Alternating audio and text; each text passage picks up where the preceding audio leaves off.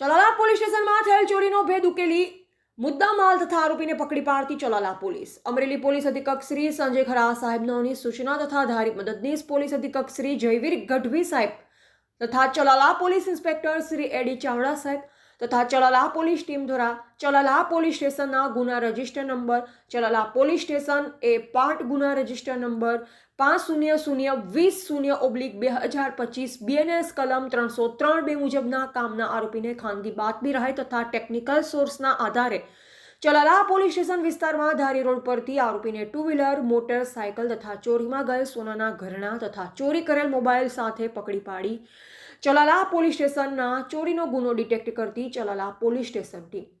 Chalala police દ્વારા ચલાલામાં ભરાતી ગુજરી બજારમાંથી લોકોના મોબાઈલ તેમજ કિંમતી ચીજવસ્તુની ચોરી કરતા ઇસમને ઝડપી પડાયો. ચલાલામાં દર અઠવાડિયે ભરાતી ગુજરી બજારમાં ખૂબ જ મોટા પ્રમાણમાં લોકો ખરીદી કરવા માટે આવે છે, ત્યારે આ લોકોની ભીડનો લાભ લઈ મોબાઈલ તેમજ ચેન ઘરેણાં જેવી દરેક વસ્તુઓની ચોરી કરતા શખ્સને ચલાલા પોલીસ દ્વારા ઝડપી કાયદેસરની કાર્યવાહી હાથ ધરી. પકડાયેલ આરોપી શંભુભાઈ ભગાભાઈ પરમાર ઉંમર વર્ષ 20, ધંધો મજૂરી, રહે મૂળ ખાટસુરા નદી કાંઠે ભાદરોડ તાલુકા મહુવા જિલ્લા ભાવનગર, હાલ રહે તાતણિયા. ગોરધનભાઈ કુંભારની વાડીએ તાલુકા ખાંભા જિલ્લા અમરેલી.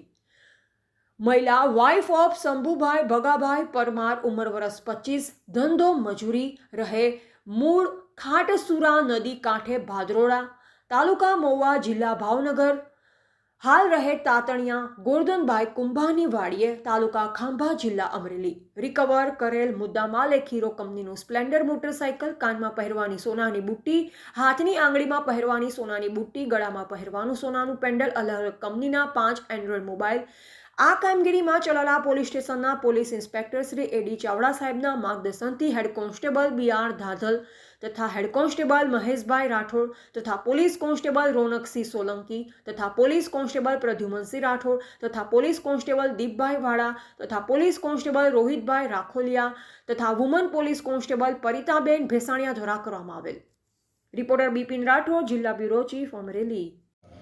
આ શનિવારે ચલાલા પોલીસ સ્ટેશનમાં એક શનિવારેની જે બજાર લાગેલી છે તે દરમિયાન એક ચોરીની ઘટના બનેલી હતી, જેનામાં જે ફરિયાદી છે મોનિકાબેન, તેમના સોનાની બુટ્ટી અને સોનાનું પેડલ ચોરી કરી લેવામાં આવ્યું હતું. આ જે ચોર છે એમની ધરપકડ કરવામાં આવેલી છે અને એમની પાસેથી અન્ય 2 મોબાઈલ ફોન અને એક બાઇક પણ બરામદ કરવામાં આવેલા છે.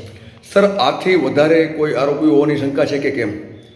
આનાથી વધારે આરોપીઓ હોવાની શંકા છે અને અત્યારના ઇન્વેસ્ટિગેશન ચાલી રહી છે. જેમ જેમ ઇન્વેસ્ટિગેશન આગળ વધશે તેમ તેમ એમને પણ અરેસ્ટ કરવામાં આવશે અને જે પણ મુદ્દામાલ ચોરી થયેલા છે તે 13 તુજકો કાર્યક્રમની અંદર એમને બધીને પરત કરવામાં આવશે.